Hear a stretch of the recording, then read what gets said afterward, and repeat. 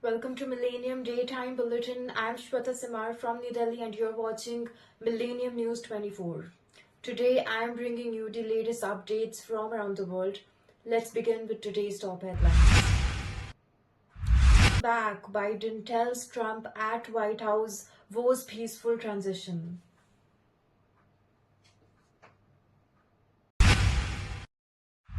Israel's airstrike hits Mazeh area of Damascus, Syria. Trump picks Fox News host Hegseth as National Guard Defense Secretary. Sri Lanka to vote in parliamentary elections today, tight security in place. Russian missile strikes Kyiv first time in months. Colombia outlaws children marriage after 17-year campaign. Argentina withdraws negotiators from COP29 summit. Samantha Harvey's space station novel Orbital wins Booker Prize. Blinken said Israel has accomplished goals. Time to end Gaza war. Italian President tells Musk to quit meddling in Italy's politics. Brothers' bodies found weeks after flash flood in Spain. Hezbollah says it launched attack on Tel Aviv military base. Donald Trump picks Elon Musk, Vivek Ramaswamy to lead newly formed Department of Government Efficiency called as DOGE. Travis Kelce makes Kansas City Chiefs history as Taylor Swift reaction spotted. We'll be right back after a short break. Stay tuned for more updates. Keep watching Millennium Daytime Bulletin.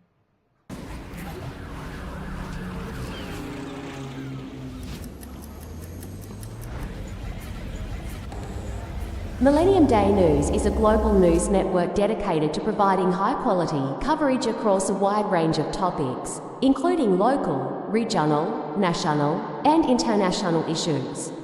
Operating 24/7, the network emphasizes inclusivity, offering a platform for diverse voices and covering essential subjects such as arts, culture, religion, education, and legal advice. Based in New York City, Millennium Day News connects communities worldwide through engaging programming that includes political discussions, sports news, health segments, and entertainment features. To ensure accessibility, viewers can access content via mobile apps, iOS and Android, Internet Smart TVs, and streaming services like Roku and Amazon Fire, as well as through IPTV and satellite networks. For more information and updates, visit their websites millenniumnews24.com and millenniumtv24.com or follow them on social media and YouTube under Millennium News 24. As they continue to expand, viewers can look forward to a broader array of news programs that reflect the diversity of the global community. Whether you're interested in current events or cultural discussions, Millennium Day News is dedicated to keeping you informed and connected. Welcome back after the short break. I'm Shweta Simar and you're watching Millennium News of the Week update. Here are the latest updates. President-elect Donald Trump met in the Oval Office with President Biden on Wednesday, a triumphant return to the seat of American power that he grudgingly left 4 years ago. The meeting came at the invitation of Biden, who honored the decade-old tradition in which the outgoing president hosts the incoming one, a display of respect that Trump did not extend to Biden while denying that he had lost in 2020. Sitting in front of a fire, the two men, whose relationship has been marked by years of recrimination, were gracious to each other in a very brief remarks. I look forward to having, like we said, a smooth transition, Biden told his one-time adversary. We will do everything we can to make sure you're accommodated, having what you need. We are going to get a chance to talk about some of that today. So, welcome back.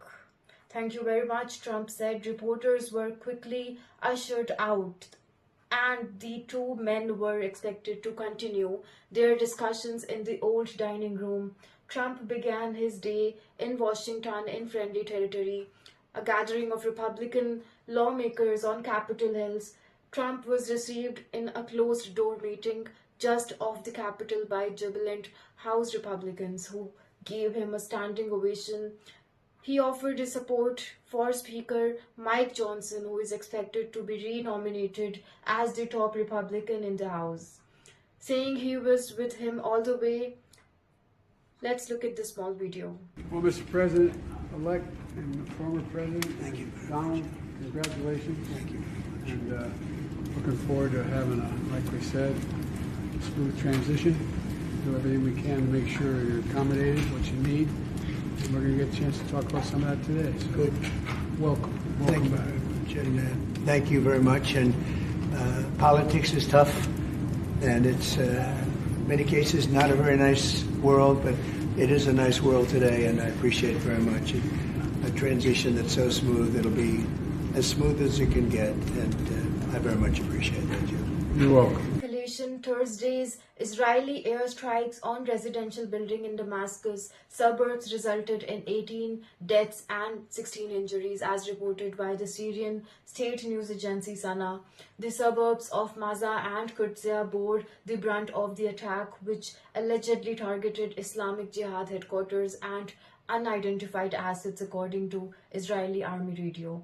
The strikes form part of Israel's long-standing military campaigns against Israel-linked entities in Syria, which intensified following the October 7 assault by Palestinian group Hamas that spurred the Gaza war. Masih, known for housing figures from Hamas, Islamic Jihad, and commanders from Lebanon's Hezbollah and Iran's Revolutionary Guard, has been a frequent target. Residents have been evacuating Masih after a recent targeted attack killed high-profile individuals from these groups. The capital skyline, punctuated by Masih towering buildings, has long been the backdrop for the geological chessboard. Meanwhile, the international community watches closely as tensions continue to climb in the region. Let's look at this small video.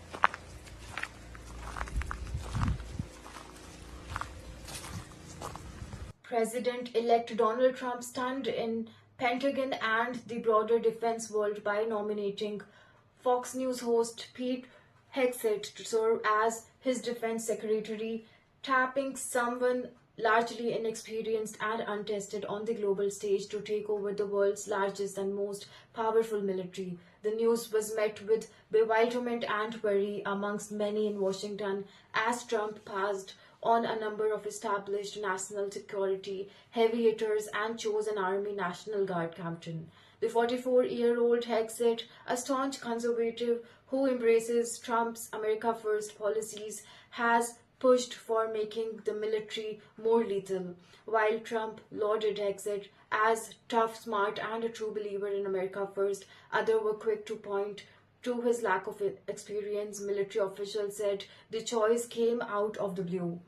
A senior military officer who spoke on condition of anonymity said Hegseth's selection is raising concerns about whether he has the practical experience to manage a large department with an enormous budget. Let's look at this video. The Pentagon is in the book the exact amount of years, but in the past X number of years, 10, 12, 15, the Pentagon has a perfect record in all of its war games against China. We lose every time inside the Pentagon war games.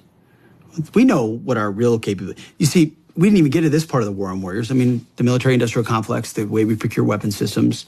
We're always the way our system works, the way our bureaucratic system works, where the speed of weapons procurement works. We're always a decade behind in fighting the last war, whereas China, we have what did Rumsfeld say? You go to the war, the army you have. We have the army. China's building an army specifically dedicated to defeating the United States of America. That is their strategic outset. Take hypersonic missiles. So if our whole power projection platform is aircraft carriers and the ability to project power that way strategically around the globe, and yeah, we have a nuclear triad and all of that, but a big part of it. And if 15 hypersonic missiles can take out our 10 aircraft carriers in the first 20 minutes of a conflict, what does that look like? Yeah.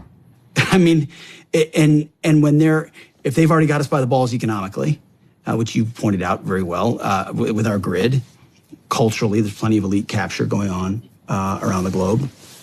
I mean, and then microchips and everything. Why do they want Taiwan? They want to corner the market completely on the technological future. We can't even drive our cars without the stuff we need out of China these days. I mean, they have a full spectrum, long-term view of not just regional but global domination, and we have our heads up our asses. Yeah. Sri Lanka is set to hold on Thursday its snap parliamentary election, first after the 2022 economic crisis. Amid deployment of nearly 90,000 security personnel across the country, voting will take place at over 13,000 polling stations across the country from 7 a.m. to 4 p.m. local time, with over 17 million voters from the island, 21 million population eligible to vote for the 225-member parliament for a 5-year term. Nearly 90,000 security personnel from the police and the military would be deployed to provide security at the election venue. There will also be mobile police patrols, police spokesman said. Thursday vote would be the first major test of popularity of the ruling party National People's Power, led by President Anura Kumar. He's pleading for a stronger parliament with over a simple majority of 113 seats in order to implement his anti-corruption accountability reformist program. Once again, telling you 17.1 million voters will decide the fate of 8,800 candidates across 22 electoral districts. Ballot boxes were issued to polling centers, officials said. Let's look at this video.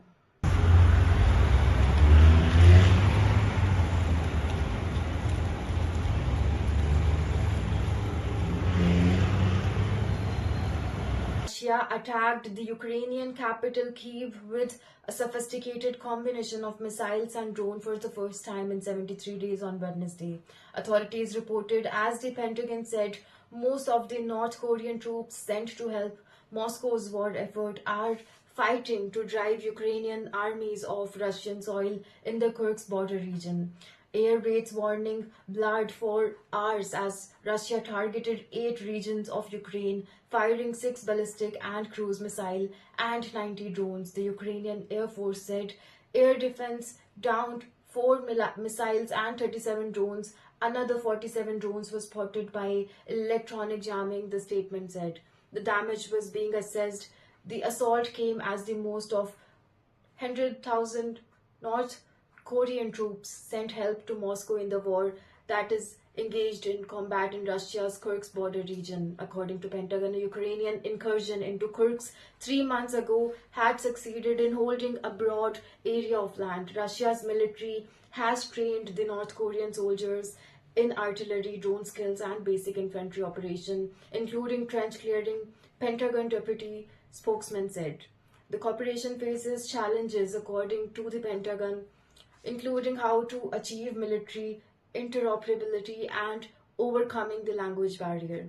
Kyiv officials say Russia has deployed over 50,000 troops to Kursk in a bid to dislodge the Ukrainians.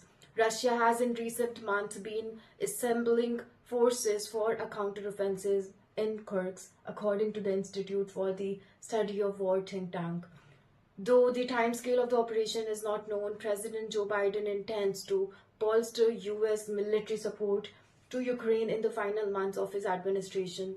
US Secretary of State Antony Blinken said on Wednesday the US will continue to shore up everything we are doing for Ukraine to make sure that it can effectively defend itself against the Russian aggression, Blinken told reporters at NATO headquarters before planned meeting with allied envoys and Ukrainian officials. Бажаю здоров'я, шановні українці, українки. Коротко про сьогодні. Перше, вдячність нашим воїнам ППО, кожному і кожній в різних видах і родах сил, які здійснюють захист неба. Щоночі, щодня збиття російських шахедів та ракет. Сьогодні вранці збили російську балістику. Це вагомо. Кожен такий успіх – це порятунок життів наших людей.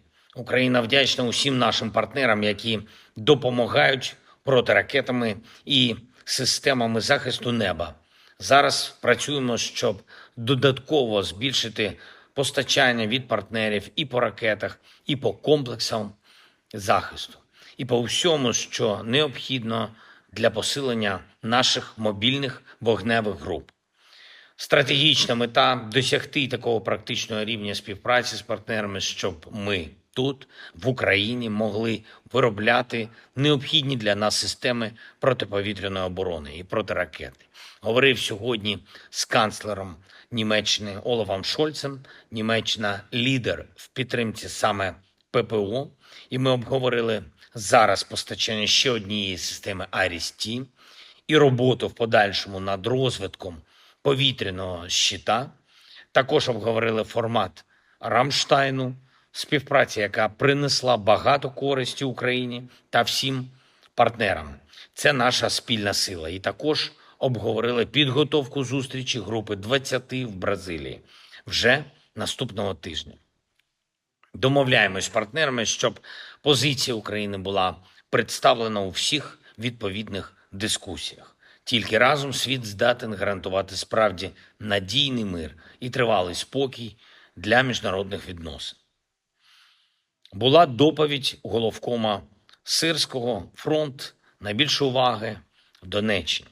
Також спробам окупанта розширити наступальні дії, зокрема, це Куп'янський напрямок. Я вдячний всім нашим підрозділам за стійкість. І загалом я хочу відзначити бойові бригади, які цими днями проявили себе надзвичайно сміливо та результативно. 24-та окрема механізована бригада, 44-та окрема артилерійська, 60-та і 65-та окремі механізовані, 68-та окрема єгерська, 102-га, 124-та і 126-та бригади ТРО, 128-та окрема гірсько-штурмова і 406-та окрема артилерійська бригади. Молодці, воїни. І ще одне. Активно працюємо за пунктами внутрішнього плану стійкості України, плану, який наповнить внутрішньою силою все те, що ми представили партнерам в плані перемоги. Сьогодні були наради з урядовцями, керівниками державних компаній, також відповідальними в Офісі президента за напрямками, секретарем Ради національної безпеки і оборони. Включаємо в документи те, що пропонували громадські організації. Триватимуть надалі такі обговорення з усіма, чия експертиза може підтримати державу. Потрібен детальний доктринальний підхід, щоб наша держава зараз вистояла. І треба дотиснути Росію до чесного миру. Обов'язково всі внутрішні сили консолідуємо. Вдячний усім, хто нам допомагає. Слава Україні! Colombia country closes 137-year-old legal loophole, becoming one of the 12 in Latin America and the Caribbean to entirely ban marriage for minors. Colombian lawmakers have approved a bill to eradicate child marriage in the South American countries after 17 years of campaigning by advocacy groups and 8 failed attempts to push legislation through the House and Senate. After 5 hours of heated, drawn-out debate on Wednesday evening, lawmakers approved the proposed legislation dubbed They Are Girls Not Wives, which prohibited the marriages of anyone under the age of 18. Colombia is now one of 12 countries out of the 33 in Latin America and the Caribbean to have entirely banned marriage under the age of 18. Following Honduras, Puerto Rico, Mexico, and Dominican Republic, it ends 137 years old loophole in the country's civil code which allowed under 18s to marriage with parental consent. Minors were also deemed to have entered an informal marital union when they cohabitated for 2 years. There are 4.5 million girls and women in Colombia who married before 18, about 1 in 4. These millions are married before they were 15 according to UNICEF. Let's look at this small video. Nada más decirle a los argentinos que quede claro que usted habla a nombre personal, porque a la mayoría de los mexicanos nos da mucho gusto que vayan a llevar a cuentas ante la justicia a la corruptísima expresidente de Argentina.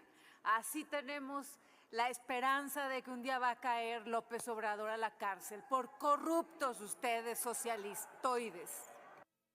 Argentinian negotiators representing the government of climate science, Daniel Xavier Milei, has been ordered to withdraw from the COP29 summit after only 3 days, adding to the concern about the stability of the Paris Agreement.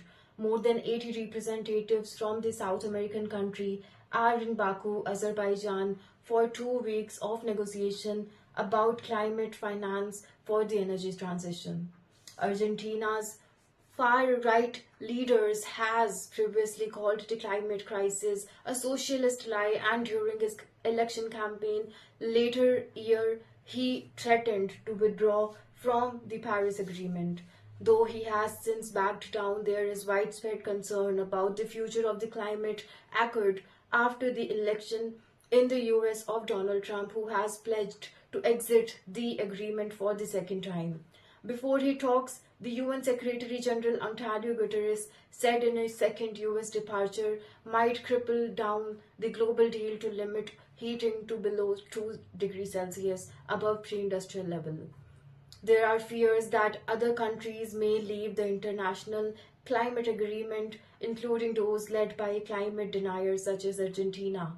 On Tuesday, Milei spoke with Trump, after which Milei spokesperson said Trump had told his Argentinian counterpart he was his favorite president. We will be right back after a short break. I'm Shweta Simar. Keep watching Millennium News Channel.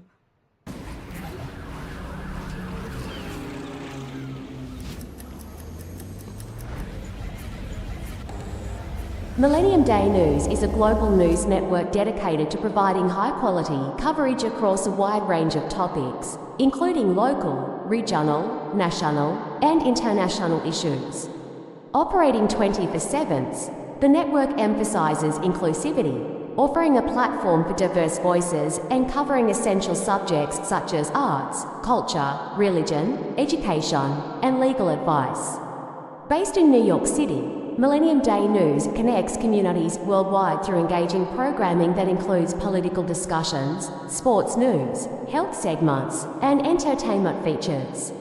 To ensure accessibility, viewers can access content via mobile apps, iOS and Android, Internet Smart TVs, and streaming services like Roku and Amazon Fire, as well as through IPTV and satellite networks. For more information and updates, visit their websites millenniumnews24.com and millenniumtv24.com, or follow them on social media and YouTube under Millennium News 24. As they continue to expand, viewers can look forward to a broader array of news programs that reflect the diversity of the global community. Whether you're interested in current events or cultural discussions, Millennium Day News is dedicated to keeping you informed and connected. Welcome back after the break. I'm Shweta Simar and you're watching Millennium News of the Day Update.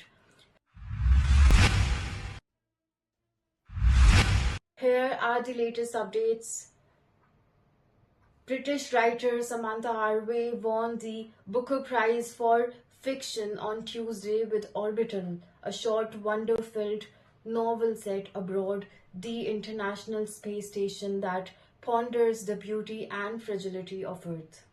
Harvey was awarded the £50,000 prize for what she has called a space pastoral about 6 orbiting astronauts, which she began writing during COVID-19 pandemic lockdowns. The confined character loops through 16 sunrises and 16 sunsets over the course of a day, trapped in one another's company and transfixed by the globe's ever-changing vistas.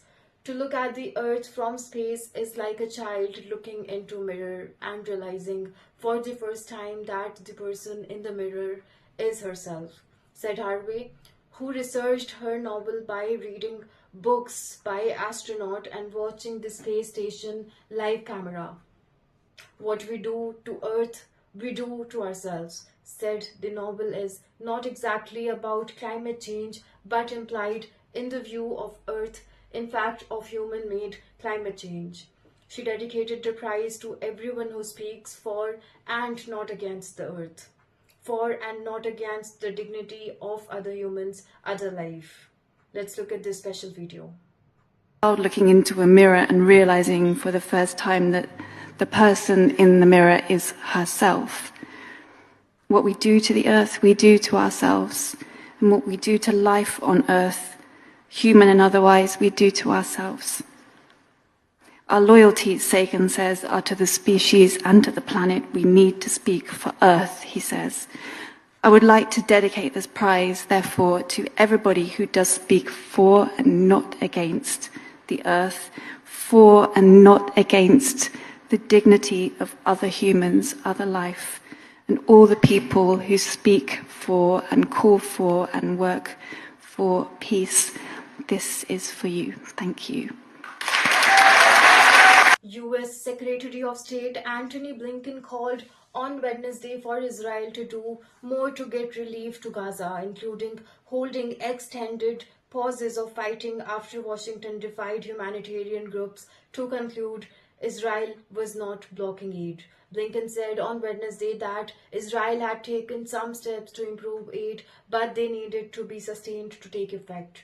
Addressing areas where Israel had yet to meet US demands, Blinken said Israel should rescind evacuation orders to allow displaced by its operation to return home and resume commercial trucking deliveries into Gaza. In my judgment, maybe most significant, we need to see real and extended pauses in large areas of Gaza so that the assistance can effectively get to people who need it, he said. Blinken said Israel has accomplished the goal that it set for itself by taking out Hamas leadership and ensuring the group is unable to launch another massive attack. This should be time to end the war, he said. We also need to make sure we have a plan for what follows. He said Israel decides to end the war and we find a way to get hostages out. We also have a clear plan to what Israelis can do. Hamas is not going back in. Let's have this short video. 100% of the population of Gaza is acutely food insecure. 100% is in need of humanitarian assistance. There have been some positive steps taken in recent days to improve the situation, but it's not enough. And we talked about what needs to happen to get much more assistance to many more people more effectively. President Sergio Mattarella told Elon Musk on Wednesday not to interfere in Italian affairs after the US billionaire said Rome judges blocking a government anti-immigration initiative should be sent packing. The highly unusual statement from the Italian head of state came against a backdrop of growing tensions between the ruling coalition and judiciary that has attracted the attention of Musk, who is a friend of Prime Minister Giorgia Meloni. These judges need to go, Musk wrote on X on Tuesday, referring to a panel of Rome magistrates who had questioned the legality of the government initiative to detain asylum seekers in Albania, a measure aimed at discouraging irregular immigration. The magistrate's move meant a small group of migrants just taken to Albania had to be brought to Italy, casting doubt on Meloni's flagship plan to crack down on irregular arrivals. Musk's comment was splashed on the front pages of Italian newspaper on Wednesday and came just hours before US President-elect Donald Trump had given him a leading role aimed at creating more efficient government in the United States. Italy's President Mattarella issued a strong response to Elon Musk's criticism of Italian judges, emphasizing Italy's sovereignty and its judiciary independence. Musk's comment on a Rome court's migrant detention ruling, which he posted on X, sparked polarized reaction in Italian politics. President Mattarella underscored that Italy knows how to look after itself and cautioned that those assuming international roles must respect national sovereignty.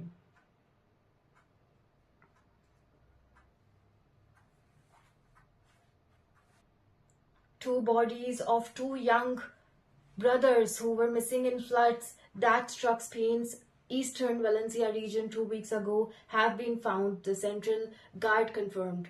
On Wednesday, Ruban and Izan, aged 3 and 5, were found in separate locations near Caratoja, along 10 kilometers downstream from their homes in Torrent, a suburb of Valencia city, where they went missing when the floods hit on October 29. The Civil Guard said, amid fresh weather warning, local media reported that King Philip would soon return to the site of the flash floods after he was pelted with mud and eggs on the first visit last week, owing to local fury at the poor preparation and response of the authorities. More than 100,000 protesters took to the streets at the weekend, and there have been calls for the resignation of right-wing local government leaders who ignored the warning and blocked measures to address the growing risk posed by human-caused climate disruption. Lebanon's Hezbollah said on Wednesday that it had launched an attack on Tel Aviv's Hakkari military base for the first time when drones. However, there were no warning sirens heard and no immediate reports for any impact in a busy area of the city. There was no immediate comment from the Israeli military on Hezbollah's statement, and no warning sirens were heard by a Millennium reporter in the city or reported by the military in Tel Aviv. Hezbollah had made no further claims about any outcome. Around a half an hour in first reported it launched the attack. The base, which is the military and government center in Tel Aviv, hosts the headquarters of several military entities, including the War Cabinet, situated in a busy area in the city next to a large shopping mall and a train station.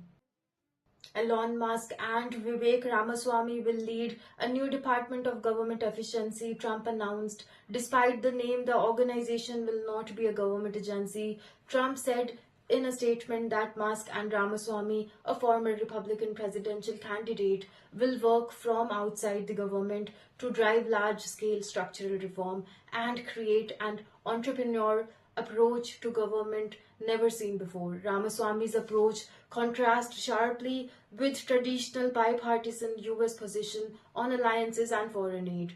During his campaign for president, he promoted a more restrained, self-reliant vision for America's allies, including gradually phasing out military assistance to Israel. On the debate stage, Ramaswamy drew the ire of other candidates and Jewish group for saying that by 2028 he would cut U.S. military assistance to Israel, which currently amounts to approximately $3.8 billion annually. He later clarified the proposed cut as a strategy to enable Israel to become more self-reliant by encouraging its integration with the Arab nations, including Saudi Arabia and Oman. Let's look at this special coverage. If Israel wants to destroy Hamas, Israel should go ahead and destroy Hamas. If Israel wants to destroy Hezbollah, Israel should go ahead and destroy Hezbollah.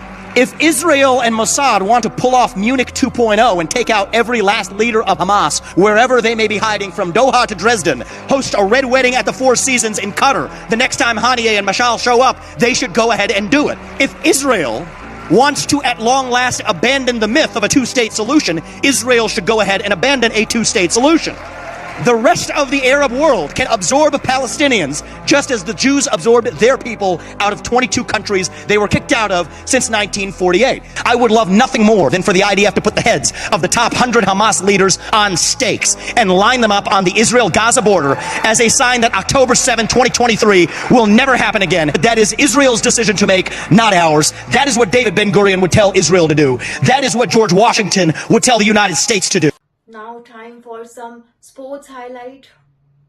Taylor Swift was in attendance at Arrowhead Stadium on Sunday as he cheered on her boyfriend Travis Kelce, who made Kansas City Chiefs history against the Denver Broncos. Kansas City Chiefs tight end Travis Kelce matched a team record on Sunday as he played against the Denver Broncos at Arrowhead Stadium in Missouri. With his high-profile other half, Taylor Swift, visibly elated among the crowd, Kelce continued to shine on the field, securing Chiefs' third Super Bowl victory in 5 years. Swift has been a constant supportive presence, impacting the franchise positively as Kelce's uniform sales scored 400%. In the stadium on Sunday, Swift was spotted once again proudly supporting her boyfriend when Kelce etched his name into Chiefs history book.